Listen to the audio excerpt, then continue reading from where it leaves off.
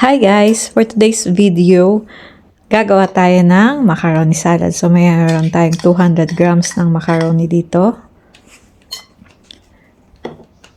Meron din tayo ng medium size na breast. Ayan. Pinakuluan at ginayat na. So halo natin dyan.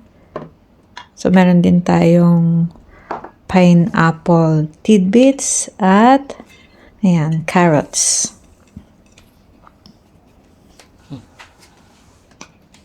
Ito naman ang ating pickles. So, yan, lagay muna tayo ng mga 3 tablespoon.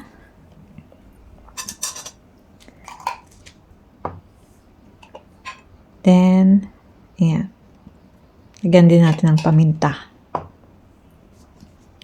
At konting salt. So, i-open na natin ang ating mayonnaise. Lalagyan din pala natin ng konting asukal.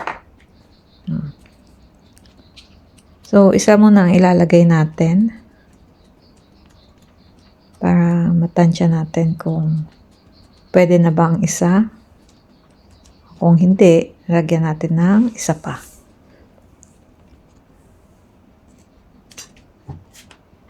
Yan, imekos-mekos na nga natin yan. So, paghahalu-haluin lang natin, kailangan natin ng 2 panghalo. Yan. Ganyan lang kadali gumawa ng macaroni salad.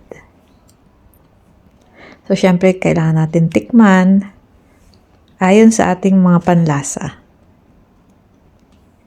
At nakalimutan ko nga pala ang cheese. So, ilagay na rin natin. Konti pang paminta. At salt.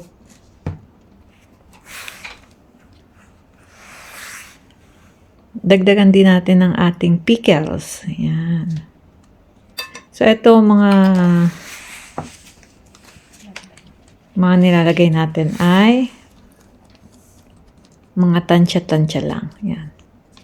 I-adjust nyo na lang po according sa inyong panglasa. So, kulang ang ating mayonnaise. Gusto namin yung mas maraming mayonnaise. So, inilagay na namin ang pangalawa. Yan. So, konting asukal din. Then, imekos-mekos na natin ulit. Yan. Para mas creamy. So, kahit anong okasyon, pwede nyong gawin to. Super dali lang. Paghahaluin lang lahat ng ingredients. At, eto na po siya. Ang ating chicken macaroni salad. Let's eat!